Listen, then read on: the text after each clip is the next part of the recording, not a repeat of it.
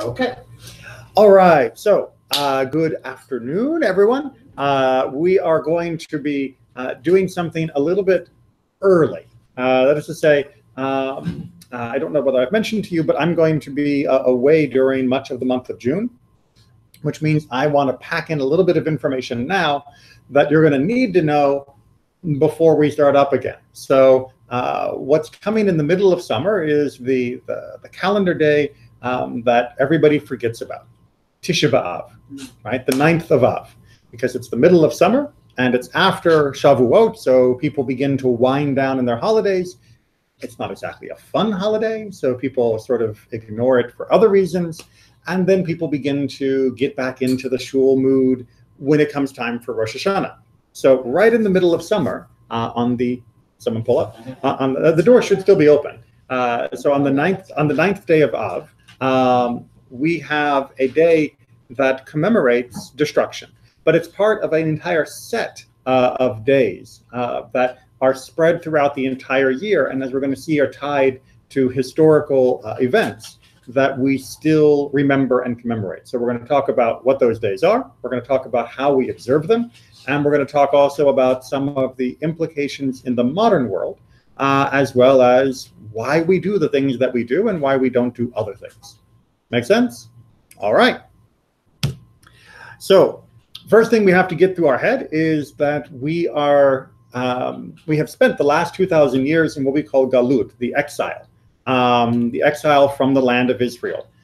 Even before the last 2,000 years worth of exile, we also had the first exile, which was the exile to Babylon, following the destruction of the first temple by the Babylonians. We were taken in large number to the land of Babel, the land of Babylon, and there we were forced to live until Babylon was conquered by the Persians, and then we were allowed to return. The calendar moments are linked primarily in their fullest form to that event, to the conquest and the destruction of the kingdom of Judah by the Babylonians. As we're going to see, it also commemorates many other things, but that is definitely the main structure for all of these things linked together, which means these are among the oldest days that we that we commemorate, that we still observe in the entire Jewish calendar. We have the things from the Torah, and then we have these, and then we get Purim and Hanukkah and everything else. So these are very, very ancient. Good? Okay. So the list we actually find in a very interesting passage in Zechariah, the prophet Zechariah. And what he says is, the word of the Lord of hosts came to me saying, thus said the Lord of hosts, the fast of the 4th month, which is the fast that happens on the 17th of Tammuz, and the fast of the 5th month, which is Tisha B'Av, the 9th day of Av, and the fast of the 7th, that means the 7th month, which is the 3rd of Tishrei, and the fast of the 10th, meaning the 10th day of the 10th month, which is Tevet, shall be to the house of Judah joy and gladness and cheerful feasts. Therefore love the truth and peace. What Zechariah is talking about here is that these days, which are fast days in his generation, are going to eventually be turned. They will instead become days of rejoicing. So when he was alive, these were days of sadness, but he was looking forward to them being turned into days of rejoicing. So even though he's talking about when they're going to be good, we get the list through him of when they were bad. Once again, it's the 17th of Tammuz, which is the breach of the walls of Jerusalem. That is when the walls of Jerusalem were broken by the Babylonians when they were attacking the city. The 9th of Av, which was when they actually destroyed the temple and the city. The 3rd of Tishrei, which is when Gedaliah, who, as we'll see, was a governor, was murdered. And the 10th of Tevet is the siege of Jerusalem. Now, if that sounds a little weird, that's because they're in this order, in the wrong order, historically. They're in the right order for the calendar, but they're in the wrong order for the history of events. Just a reminder, we've talked about this before, but it bears repeating. The 4th month of the year means the 4th month of the year cycle beginning with Nisan, which is the holiday of Passover's month. right? We don't count our months in biblical terms from Rosh Hashanah. We count our months in biblical terms from the month of Nisan, from Pesach. So we're starting in the summer, but historically, we're actually, if we look at the chronology of the events, the 10th of Tevet, even though that's in winter, that should be the first event in the cycle of events, because the Babylonians came and they laid siege. They put their army all around the city. Then in the 17th of Tammuz, which is like 6 months later, they finally broke through the walls after all of that fighting, and they began to attack and destroy the city. By the 9th of Av, which is 3 weeks later, they had finally been able to conquer all of the city, including the temple. If you've ever seen maps of the old city of Jerusalem, not the current city of Jerusalem, but what it looked like before the new city had been built, not the new city, but the new old city. Jerusalem's been around for a while, so the city outline has changed many times. Jerusalem, where the temple was the final peak of the city, and that is where the fortress was, and the temple itself was walled off. So as the fighting continued, people retreated to where the temple and fortress were, so that's why the fighting took an additional 3 weeks. It's like if you've ever seen any of the movies of old, knights in their castles and all of that. You have the outer wall, and then you have the inner wall, and then you have the final keep, the final castle in the middle. That was what was happening during this time. So after that destruction, then later, they appointed a man named Gedaliah to be our governor, and on the 3rd of Tishrei, he gets assassinated. He is murdered. We'll talk about each of these in a little more detail. All right, so the 10th of Tevet, the siege of Jerusalem. This is also known as Asara B'Tevet, which means the 10th of Tevet. I know, it's fancy because it's Hebrew, but it means the exact same thing. This was the beginning of the end. Right? We knew that the Babylonians were angry with us. We knew the Babylonians wanted to dominate us. And you may remember from reading Tanakh that we had made a little deal with the Egyptians, that the Egyptians and us, we were going to stand up to those Babylonians. And the Egyptians betrayed us. They didn't come to the fight. And so instead of it being Egypt and Israel versus Babylon, which was kind of a real fight, it was Israel versus Babylon, which was no fight at all. And so the Babylonians come, the people retreat to Jerusalem because at least it has walls, and the people are thinking, maybe God will save us. God will save us because God will never destroy Jerusalem. It's like, we're in God's favorite place, so of course nothing bad will happen. As the prophet Jeremiah tells them, doesn't work like that, right? God is not going to not destroy the city just because his temple's there, because you guys have basically ruined it. Read the book of Jeremiah, you'll get a much bigger picture.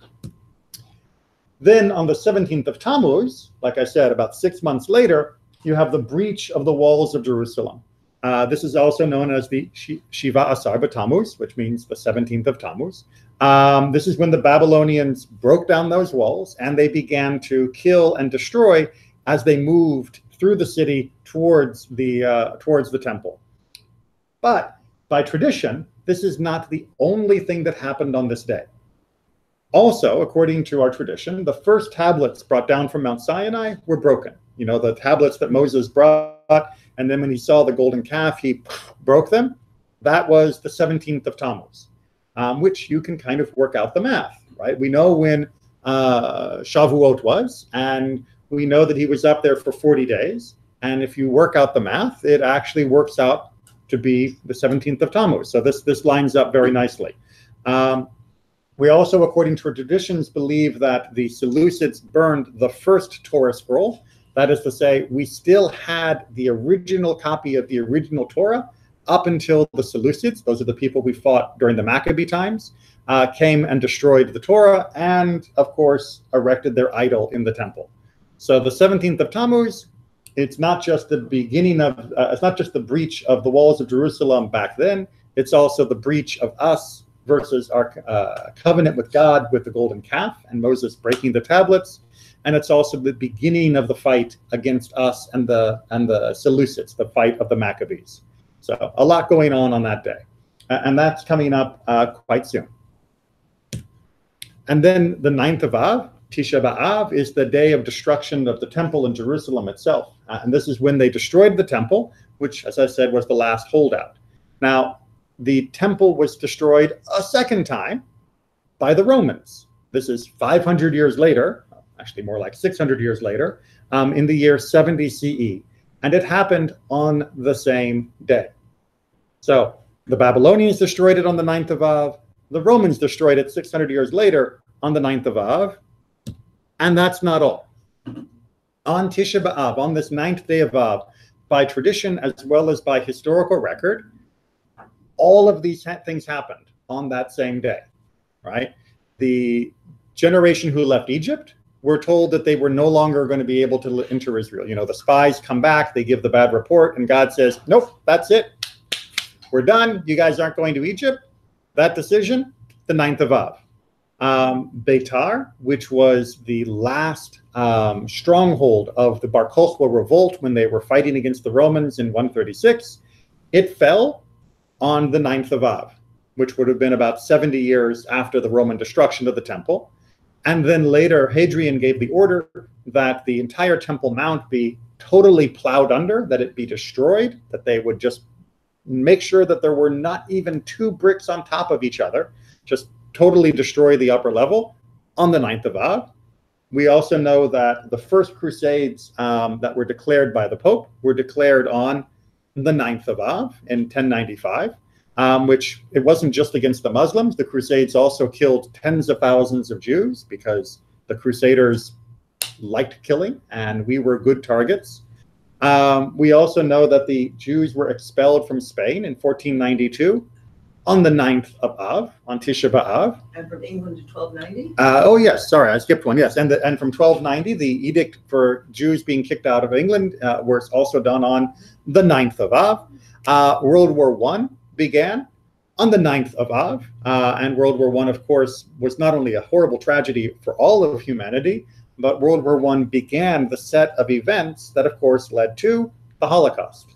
Right? Without World War I, or without World War I being what it became, there would have been no Holocaust, because you wouldn't have had a broken and humiliated Germany, you wouldn't have had people reluctant to fight against evil, and you wouldn't have had this corporal known as Adolf Hitler, who became consumed with trying to explain the defeat of Germany in that war and the pinning of the blame on the Jewish people for that embarrassment. So World War I is not just a global tragedy in general, it is also a very specific Jewish tragedy.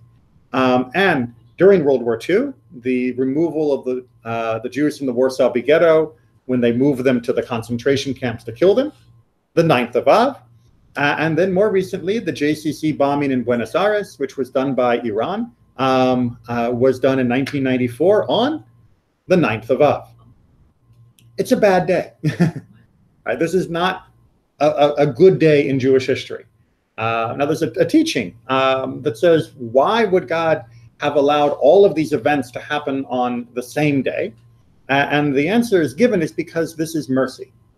Because all of these events we would need to remember if they had happened on separate days, And we would have more than this. There's other events that are slightly smaller that have happened throughout history also on this day. We would have no end to the number of days that we are sad.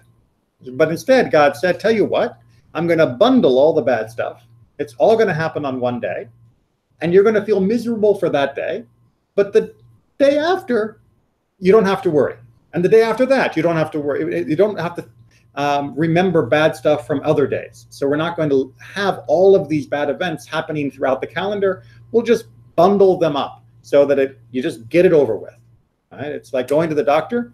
You know, you just want to get all your shots on one day. You don't want to keep coming back for another shot another day. Although shots are good rather than bad.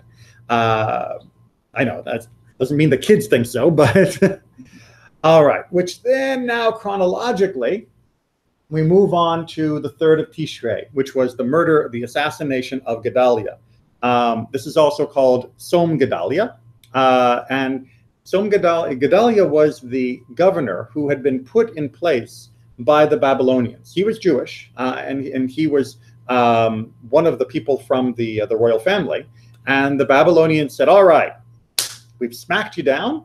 we've destroyed your temple and destroyed your city, but we're going to leave you in charge, and you are going to be part of our empire, and you have to obey us and behave yourself, right? Be good.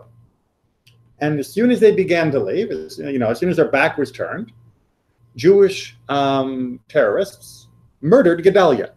They went, "You're working with the enemy, you betrayed your people, da, da, da, da, da, da," and so they killed him.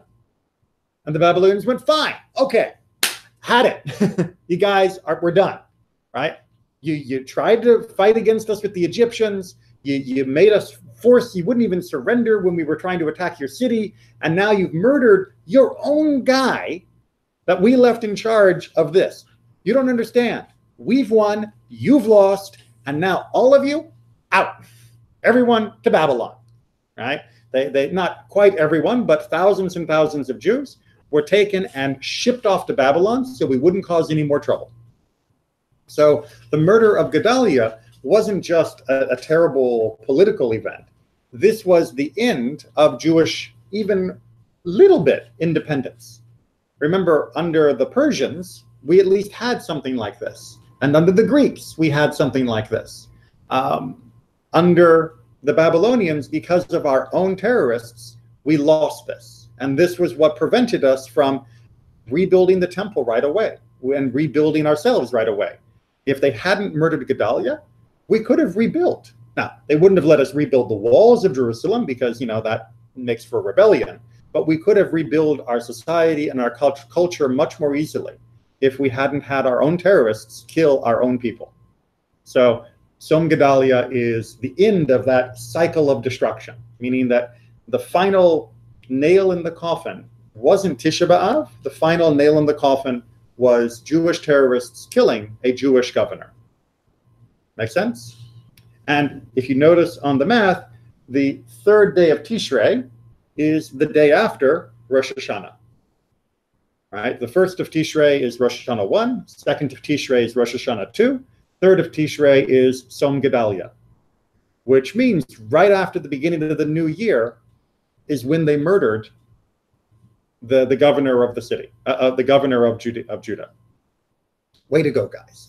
So yes, we do have Jewish terrorists in our past. Okay. So what do we do?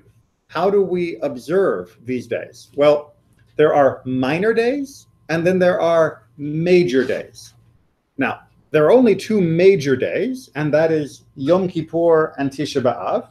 Now, Yom Kippur is a major fast day, but it has a very different feel than Tisha B'Av, right? Yom Kippur is serious, but it is also supposed to be uplifting. Tisha B'Av, not so much. We'll come back to what we do on Tisha B'Av. But the other public fast days, the other minor days, we call them minor because they only last during the daytime. That is to say, from first light until 3 stars appear. That's very similar, if you're familiar, to the Muslim practice of Ramadan, where during the daytime, you don't eat. But if you get up early in the morning before dawn, no problem. And if you want to have a nice dinner after the stars have come out, no problem. Makes sense? Right? So no eating, no drinking during those daylight hours. It's a good reason to get up early. We also avoid any unnecessary pleasures on these days. So you don't get your ticket to go to the movies on Som Gedaliah or on the 17th of Tammuz. Those are not days when you just go out to have fun. They are also more serious and more somber, but not overly so.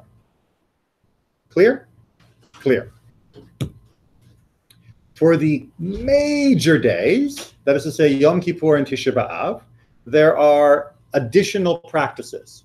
Now this is the same for both Yom Kippur and Tisha B'Av. So if you were here when we talked about Yom Kippur, it's going to look really, really familiar. First of all, the fast lasts 25-ish hours, meaning a whole day. It begins the evening before when the sun goes down, and it goes all the way until the next night when the stars come out, just like a Shabbat lasts, for a full cycle. That means for that entire time, there's no eating, no drinking, no leather shoes, no bathing for pleasure, just hygiene, ritual purity, those kinds of things. No anointing for pleasure, again, only for hygiene or medical reasons, and no marital relations. Husband and wives, not no hanky-panky on those days. Good? Good. Again, very different feelings for Yom Kippur and Tisha B'Av, right? On Tisha B'Av, this is supposed to make us sad. On Yom Kippur, this is supposed to make us focused. So it's not supposed to feel miserable on Yom Kippur. It's supposed to free us, to allow us to be concentrate in different ways and to experience life in different ways. On Tisha B'Av, this is supposed to make us feel sad. You're not supposed to be comfortable on Tisha B'Av. So far, so good? Okay. So what else do we do on Tisha B'Av? Well, let's start before Tisha B'Av actually begins. Before Tisha B'Av begins, we need to eat. And we call this the Seudah Mafseket, and that means the boundary meal, the break meal. We eat as well before Yom Kippur, you may remember. But this meal for the day before Tisha B'Av, which would be sort of late afternoon on the 8th of Av, on this day, we eat what is similar to what mourners eat after a funeral. When people return home after the cemetery, it's very common for the community to bring food. And the first meal that you eat is supposed to be simple, right? People don't show up with steak and with all sorts of wonderful foods and desserts. No, it's supposed to be simple. Eggs are very common, lentils are very common, and that's what we eat before, by tradition, before Tisha B'Av. If you don't have eggs or you don't like lentils, that's fine. You can eat other things, but the meal should be modest and simple. Right? This is not when you eat your giant roast before Tisha B'Av. Before Yom Kippur, absolutely. Right? Before Yom Kippur, have a feast, stuff yourself, feel good in the belly, don't make yourself sick. But before Tisha B'Av, your meal should be simple, just sort of a simple meal to prepare for the next day. Good? Okay. On Tisha B'Av, there are a number of customs and changes to our liturgy. The first thing that people will notice in the morning on Tisha B'Av is we don't wear our talit and tefillin. Right? Every normal weekday, talit, tefillin, talit, tefillin. Right? That is the standard practice. But they are adornments, right? The talit and the tefillin especially, it's like a crown and like a king's robe. On Tisha B'Av, we're not supposed to feel like that. On Tisha B'Av, we're supposed to feel like we've been knocked down. And so the talit and the tefillin, by tradition, we don't wear during the morning service of Tisha B'Av. We do wear them at mincha during the afternoon service because we can't skip a whole day without being able to do the mitzvah. We do want to do the mitzvah eventually. So we don't wear them in the morning, but we do later. When we do the service, we don't use the regular melody, right? Normal melody, that's a Shabbat melody.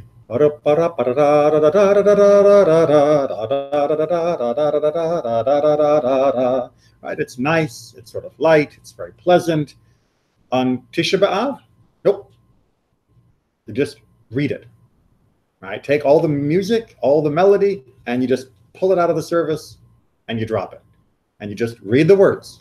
And you don't read them strong and proud. You read them quietly and subtly, as though, it's hard to speak on this day.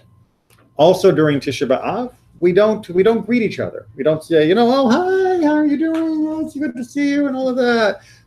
No, I don't need to ask her how she's doing. I know how she's doing. She's miserable because it's Tisha B'Av.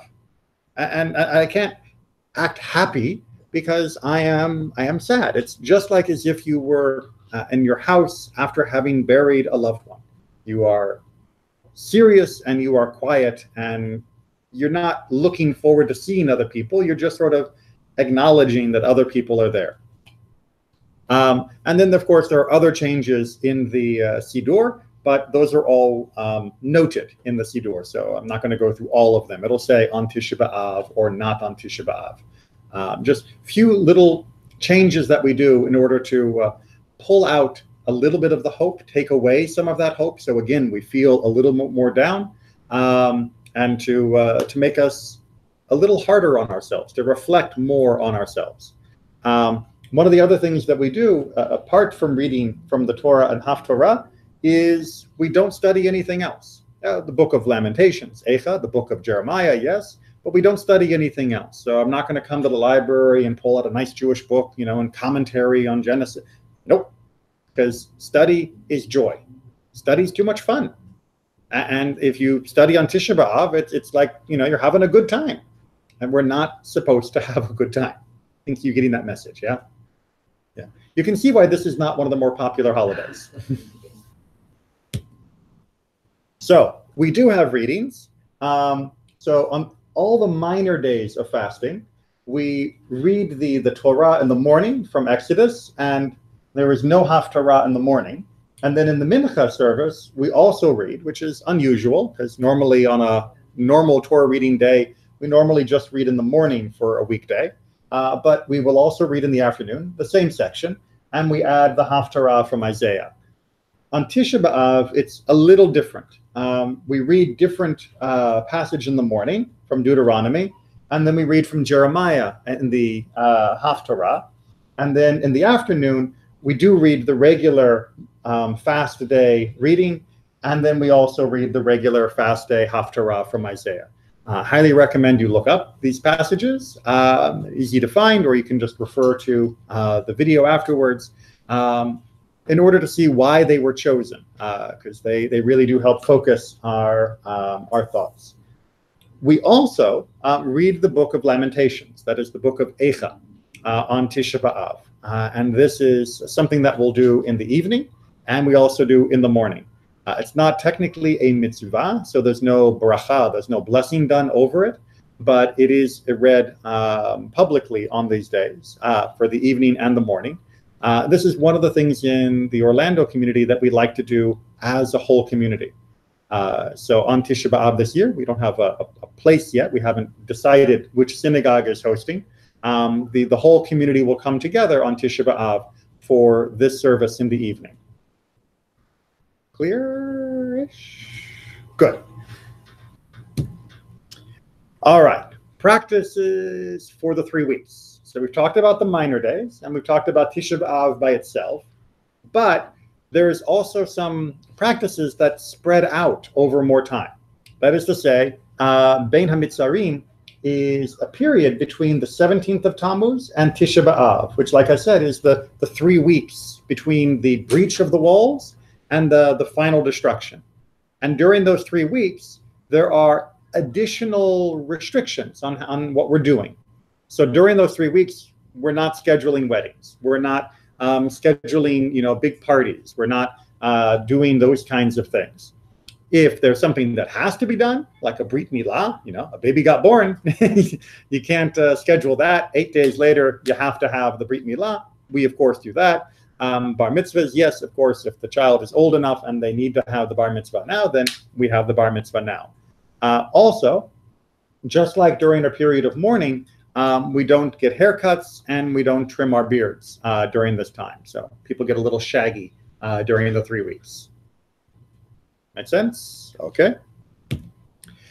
And then from the 9 days, which is to say from Rosh Chodesh Av, which is the first day of the month of Av, until Tisha B'Av, there are some additional restrictions, right? So it sort of goes up in levels. We don't wear freshly ironed or pressed clothes. We're not going around, bathing just for fun. So this is not the time to go to the jacuzzi or the hot springs or that kind of thing. And for many also have the custom of not eating meat, except on Shabbat during those 9 days. Meat was always considered to be a sign of joy and celebration. And since we have no reason to be celebrating, they don't eat except on Shabbat, when, of course, on Shabbat, we always celebrate. Now, these customs vary depending upon different communities. So there's Ashkenazic traditions and there's Sephardic traditions, and there are varieties of Ashkenazic and varieties of Sephardic, but these are some of the most common and general customs for these time periods. Questions? Right, so you can see that this becomes a 3-week period where you really are focusing on preparing yourself to feel sad. And This is one of the great insights of Judaism, is that we don't expect people to switch their emotions on and off like a light switch, right? Happy, sad, happy, sad. You need to work up to feeling sad if you haven't experienced the tragedy yourself. When someone dies, I feel sad automatically because I loved them and now they're gone and I'm going to cry. But when I wasn't alive, when all of these catastrophes happened, how do I make myself feel sad? Well, you do it by getting yourself in the right frame of mind. We'll come back later for why it's important to feel that way. But that's why we have all of these stages to prepare us to be sad. So far, so good? Okay. This is the health warning, right? Authorities all agree no one should fast or do any of the other practices if your health is in jeopardy, right? If you need to take essential medicine with food and drink, it says on your medicine, must take with meal, and then you eat whatever the doctor tells you have to eat in order to take your medicine. And if you're in doubt, you talk to your doctor, right? You don't need to ask me, Rabbi, do I take this or not take this? You talk to your doctor and you say, doctor, is it okay if I skip a day or not? And if the doctor says, no, you don't skip a day, you don't skip a day. You eat, you take your medicine, and you're fine. Or if the food itself is necessary, if the doctor says, no, you're too weak, you're still recovering, or you're nursing and you have a baby and you need to eat, then you eat. Make sense? Right? Which I hope you've gotten the idea that in Judaism in general, never are we expecting people to make themselves sick for observing the commandments, because that's not why God gave us the commandments, right? B'chai bahem, and you will live through them, as we read just a week or two ago in Vayikra, in Leviticus. Okay. But we don't only remember the catastrophe and the destruction only at these moments of the calendar. There are some things that are just part of the practices that we have adopted all the time. So, for example, you'll see in many homes over the doorway, a part is left unpainted. You're painting your walls, one chunk, for like about that big. You just don't paint it, because it's not appropriate that our house be perfect and beautiful when the temple is destroyed and in ruins. And our house can be mostly perfect and good, but just a little left undone. Some authorities, in fact, went so far as to say you shouldn't have any ornate wall decorations. Now, most authorities don't agree with that, but some went really that far. We're going to talk about how far to go a little bit later as well. But just wanted to let you know, many people will leave an empty place anytime they have a big enough gathering that they're inviting guests over. And that's a reminder, again, of what we have lost, of what we are missing. Some people will leave jewelry sets incomplete. So if they're making a necklace with a whole bunch of diamonds, they'll leave one spot without the diamond, right? There will be an empty place in the necklace so that it's not perfect. Some people will put ashes on the head of the groom when he's going for his wedding, because the wedding was considered to be the happiest day, and they wanted to make sure you weren't 100% happy, only 99% happy, that you don't forget the bad stuff because you're so happy just for yourself. It's a balance to the potential for being selfish. Some authorities, in fact, went so far as to say no music and song ever, any. Like, just no more singing, no more playing the guitar, ever again. You will notice most people do not follow that. Most Jews of all types sing, we dance, we play instruments throughout the rest of the year. Not so much on these days, but on the rest of the year we do. And then, of course, when one sees Jerusalem in her desolation, when you see the ruins of Jerusalem, people would tear their clothes as though they were looking at the broken body of the city. Okay, we're going to have to work on that one, though, because is Jerusalem broken now? Right? Okay, fine. Take me back 500 years and I go to visit Jerusalem, and it's still very much a broken city. The Jews in the city are not free. The place where the temple stood and all around it is filled with trash. I don't know if you knew that the what we call the Western Wall, the Kotel, was used as the dump during many centuries, and so it was just piled up with trash, and that had to all be cleared away when Israel took over the city. So yeah, 500 years ago, I can understand tearing my clothes. 1,000 years ago, really, I understand. But when I went was 1992 when I first went to Jerusalem, it didn't look like a broken city to me. It looked beautiful and wonderful, and the Judaism was alive and thriving, and not just the old city, but the big buildings around, and the commerce and the learning. It was good. So what do we think? Well, Rabbi Isaac Klein, one of the greats from the conservative movement in the previous generation, and I recommend his book, Guide to Jewish Religion's Practice. It's not a page turner. It's not exciting to read, but it is a very, very good and clear guide to Jewish law. This is what he said.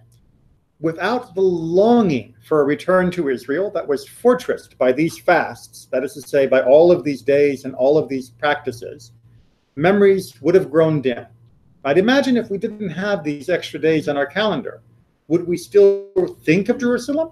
Would we still remember Jerusalem? We would just get on with life. We would just get on with work. Mourning for Jerusalem preserved the Jewish people's yearning for the restoration of the holy city, strengthened their historical consciousness, and kept alive the bond that tied them to their past. Thus, Israel's restoration in our time, meaning the 20th century, resulted from harnessing of the energies that had been stored in the Jewish souls for centuries. Right? Without Tisha B'Av, without us crying for Jerusalem for 2,000 years, we would not have been inspired to rebuild Jerusalem in 1948. And well, before that as well, but I mean to rebuild the state in 1948. That these days, although they were sad days, they were days that allowed us to continue to draw strength that in the future, meaning now, allowed the miracle of Israel to take place. So again, does that mean the new Israel erases the old sadness? Or does that mean the new Israel lives along with the old sadness because the job isn't 100% done?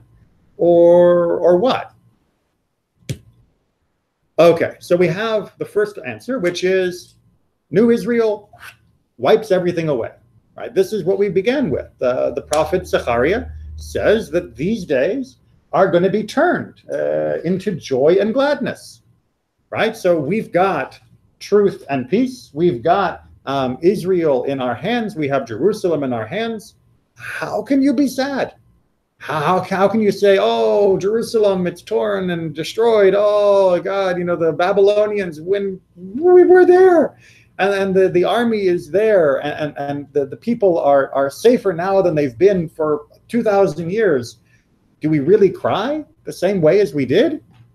No, we should sing. We should dance. In fact, we should look at Israel as the prayer for the state of Israel reads, as Reshit Smichat Geulatenu, as being the start of a flowering of our redemption. We should look at this as though this is redemption happening, right? Galut is coming to an end.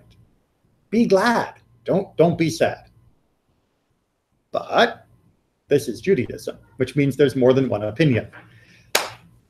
So, on the other side, again, from Klein himself, he says, as days of national mourning, the 4 public fasts still serve to recall the calamities that have befallen the Jewish nation, making each generation, as it were, participate in those misfortunes. Right? So even though Israel is here now, and it is a miracle, and it is wonderful, when we keep these fasts, we're not saying anything about Israel. What we're saying is that we're connected to our past even still. And we're not forgetting about the past just because what's happening now is so good. The banishment from the Holy Land was also understood as divine retribution, visited on the children of Israel because of their lack of faith in the teachings of the Torah. Restoration was promised if the Jewish people would change their ways.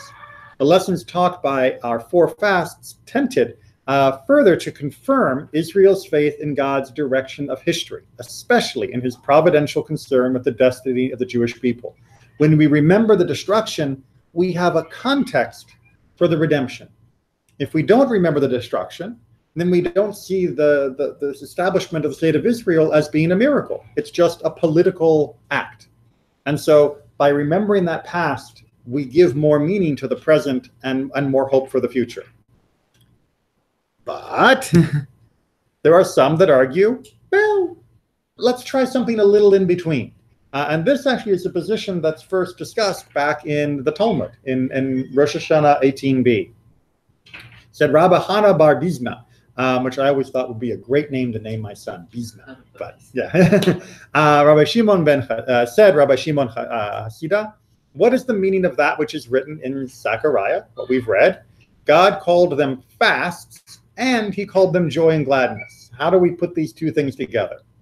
In times of peace, they shall be joy and gladness. But if there is no peace, they shall be fasts. And Rav Papa builds on that. He says, in times of peace, they'll be joy and gladness. And if there are decrees of the government, they'll be fasts. Decrees of the government is him referring to the way that the Romans and others would make laws that would attack the Jewish people. You can't build your buildings this high. You have to pay us this much taxes. You have to leave these cities and can't live here anymore. During those times, okay, now we're fasting. But if there's peace, then there's joy and gladness. If there are no decrees by the government, but also not peace, which I always thought was just an amazing insight, that he could say, look, sometimes the government isn't being bad, meaning the Roman Empire and others, but I wouldn't call this peace. Right? This isn't perfect. It's sort of in between. Then those who wish to fast, they can fast. And those who don't wish, don't fast. That it's up to the individual to decide whether they will or whether they won't. Now Rashi comes along and he says, well, wait a minute, what do you mean when there is peace? What does peace mean for this? And his definition is, when there is peace, that means when the non-Jews do not have dominion over Israel, when they don't control us, that's peace. It doesn't mean no war. It just means we are free. And if we're free, even if we have to keep fighting, that's still peace for this definition. Make sense? Okay, so if you read this opinion and you look at the modern world, we say, look, Jews who live in the United States or who live in most of Europe, at least still, and those who live in Israel, we are not under government control, right? The US government doesn't tell me if I can wear a kippah or not. The US government doesn't tell me if I can circumcise my kid or not. Iceland just thought about doing that, but they changed their mind. So right now, in these countries, there is peace by this definition. Right? We are not being controlled by the government. Our Judaism is not threatened by the empires or kingdoms of the world. So if you want, you don't need to fast on these days. In fact, what Rashi seems to be implying here is that one shouldn't fast on these days, that the peace is enough that we now have to say this is joy and gladness. On the other hand, we have opinions of other scholars that say, no. If there is not peace and there is not persecution, the thing is dependent on the desire of Israel, not the individual. If the Beit Din, that is to say the court, desires, there should be a fast. If the Beit Din does not desire, there should be no fast. So the Ritva argues, you don't get to decide how you feel. The people decide how they feel. The whole community through the court decides. And if the court says, this year we still need to fast, then everybody fasts. And if this year the court says we don't have to fast, then no one needs to fast. But it's not up to how you feel. It's up to the community's leaders to establish what is the feeling. And Ramban, he follows that same idea. He says, and now they have already shown their disposition to fast and they have accepted it upon themselves. He's saying, look, we've been fasting on these 4 days by his life, when he lived, for the last 1,000 years. We've taken this on as being what we do. Therefore, it is forbidden for an individual to break through our fence, right? You don't get to just decide, I don't care what everyone else is doing, I'm going to go ahead and eat, or I'm going to go ahead and fast. Even more so in these generations, when he lived, when due to our many sins, there is persecution upon Israel and there is no peace. Therefore, everyone is required to fast due to the received tradition and to the decree of the prophets. So Rambam was of the opinion that, nope, we're not getting out of this because it's still bad and we still need it. So everyone keep fasting, and especially because there's not really peace. And Orach Chaim from Shulchan Aruch, written by Rabbi Karo, he goes much stronger and says everyone is required to observe these 4 fasts, and it is forbidden to break the fence, right? You don't get to be an individual in this. We're all doing this, and we'll keep doing it, and absolutely no change.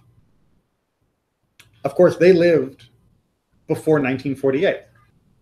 They lived before seeing what life was like in late 20th century, the United States, and seeing the peace that we have, and seeing the ability that Jews have to decide their own life. So we end up with a compromise by many authorities, which is we are in between, but not for Tisha B'Av. Tisha B'Av is still special, right? And this goes all the way back again to Rosh Hashanah 18b in the Talmud. And he says, if it's the case, meaning that if it's peaceful, that we don't need to fast, then we should say that about the 9th of Av too, meaning Tisha B'Av should also get canceled. And that makes a lot of sense because remember, our original text was from the prophet Zechariah, from Zechariah, and he listed all 4 of them, including Tisha B'Av. So if we're saying that if there's peace, the 4 are canceled, then all 4 of them should be canceled. But Rav Papa said, the 9th of Av is different, since many misfortunes occurred on that day. Remember the long list. For a master said, on the 9th of Av, a decree was made against our forefathers that they should not enter the land. The 1st and 2nd temples were destroyed. Beitar was taken, and the city was plowed up, meaning after the War of Hadrian. So what he is saying is that the 9th of Av is not only about the destruction by the Babylonians. The 9th of Av is about all of these other catastrophes that have happened throughout history. So even if we have peace, and even if the other days now can be turned to happiness, the 9th of Av is still going to remain a day when we remember and cry for all of the tragedies of the past. In Sefer HaEshkol, he quotes Rabbeinu Hai Gaon, one of the early Gaonim from the 9th century, I believe. The answer of Rabbeinu Hai Gaon is that fasts spoken about in Zechariah are canceled, except for the 9th of Av, as Rav Papa taught. From here we learn that only on 9th Av is it is required. On the other days, people may fast or not as they see fit. Right? So he actually argues against Shulchan Aruch, and he's much earlier than Shulchan Aruch, that no, everybody should be allowed to decide for themselves for the 3 other days, right? Whether or not they're going to fast. 17th of Tammuz, the fast of Gedalia, and the 10th of Tevet. Those are up to individual discretion. And I will have to tell you, that in my opinion, from reading these sources as well as many other discussions with fellow rabbis, that seems to be the most fitting answer, which is to say that these 4 days are very precious and special, as Rabbi Klein pointed out. They connect us to the past, but there is a tendency for us to think so much about the bad of the past that we don't recognize the good of the present, and we don't see the potential for more good in the future. We remember, or at least I remember very keenly, that before the Holocaust, before World War II happened, even before World War I, the Jews were trying to encourage more people to leave Europe where things were so bad and move back to the land of Israel, to be Zionists and to be pioneers, to build up the land. And the people didn't believe that this was possible. They thought, we've always been, punished by the non-Jews. They are always going to treat us badly. There's never going to be anything good. We'll just sit and we'll wait until Mashiach comes, and if they kill us, they kill us. And that attitude trapped so many thousands of people in Europe who could have escaped, who could have gone to Israel and could have been able to not be killed during the Holocaust. So for many people, it's not about forgetting the past, but it's about leaving the sadness of the past behind so it doesn't paralyze us from having hope for now and the future. But for some people, they have forgotten what our people have gone through, forgotten our history, forgotten the connection that we have going back these 3,000 years. And these 4 days are really good reminders. Spending just an additional few days every year without eating during the middle of the day is a really good way of sharpening your connection to what our people have gone through over the centuries, so that we appreciate what we have now better. But I can't tell you how each one of you feel. I can't tell you how each one of you should feel, because each one of you are coming from a different place and a different perspective. Some of you may feel only the joy and gladness of living in this world as the Reshit Tzmichat Geulatenu, this flowering of redemption. Others of you may still be feeling the sadness that this world has for the parts that are still broken. And so you may respond differently. One example of how this works out, Asara B'Tevet, actually the 10th of Tevet has had a whole new reinterpretation given to it in the modern state of Israel. So in Israel, this 10th day of Tevet, which happens in the wintertime, has now become a day of remembrance for people that we don't know the day they died, that we don't know where they died. And so this 10th day of Tevet has become like a anonymous memorial day within the land of Israel. And so many synagogues will recite special mourners kadishes on behalf of these people who are the unknown that have fallen from our people. So they have kind of relabeled this day and made it important again for new reasons. And for that reason, many people continue to observe it with that new feeling. So it's complicated. But I hope you understand that it's only complicated because we live in such a special and exciting time. It's only complicated because we live with the land of Israel and with the freedoms that we enjoy here in this country. And that means that we are now between peace and the past. And that puts a different perspective on things. Just one last little text about the feelings of all of this, because we have to remember that it does still hurt to look at the world and to see that it is broken, to know that we are not quite where we ought to be, and the world has not reached what it is meant to be. There's a text that comes from right after the Second Temple was destroyed. And it was destroyed, many people in Israel, they stopped eating meat and drinking wine. They said, all right, no more meat, no more wine. And Rabbi Joshua came to them and he said, wait a minute, my children, what are you doing? Right? Why are you not eating meat and wine anymore? And they said, should we eat meat and wine, which used to be brought on the altar? They're like, look, every time I see a steak, I think of the altar of Jerusalem and it's being destroyed. I can't even look at the meat anymore. Every time I hold a cup of wine, I think of the wine libations, the special sacrifices that used to be offered in Jerusalem. I can't drink that. It hurts too much. So Rabbi Joshua said, okay, if so, then no more bread, because the meal offering is also gone. Right? They used to offer the wheat on the altar.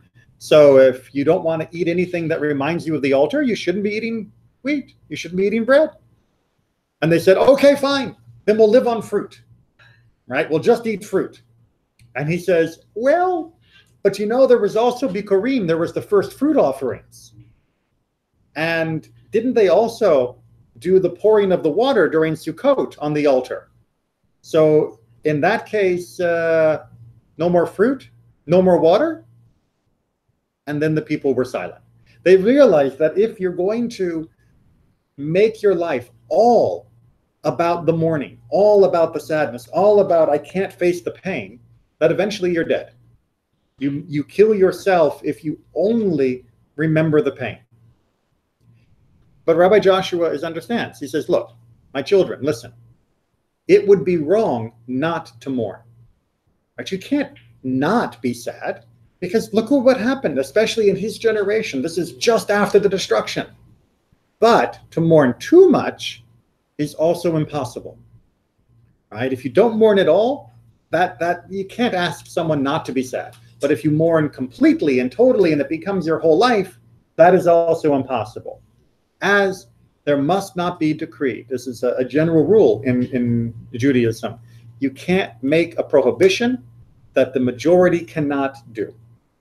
So if you tell everyone you're only allowed to eat like rice and orange juice, because those are the only two things that weren't on the altar, that's impossible for the majority of the people to do. You can't make a rule like that for the whole community. You have to let people be sad, but also let people live. So even as we're trying to prepare ourselves to feel sad, even though we're trying to work up to feel sad for Tisha B'Av, and we take those little steps to do so during the 3 weeks and the 9 days, we don't make it our whole life.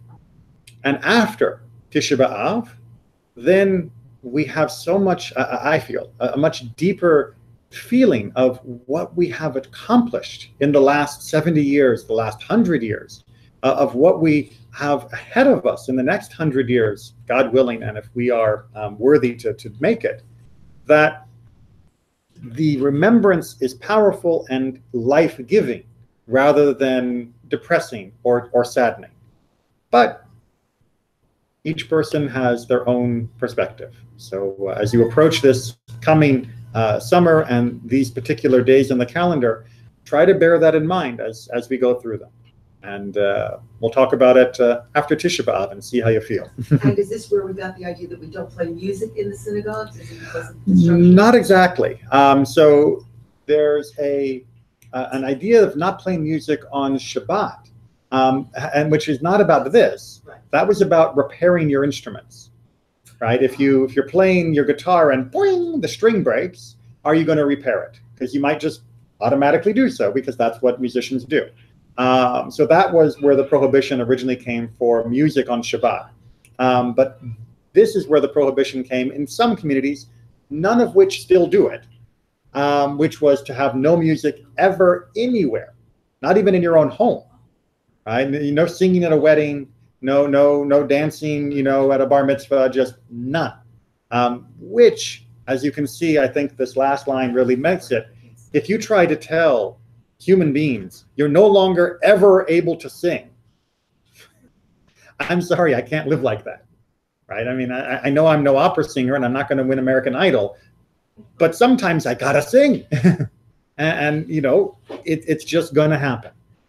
So that is why it's not a universal rule for all the Jewish people. We still got to find a way to sing. So thank you for letting me end on that note.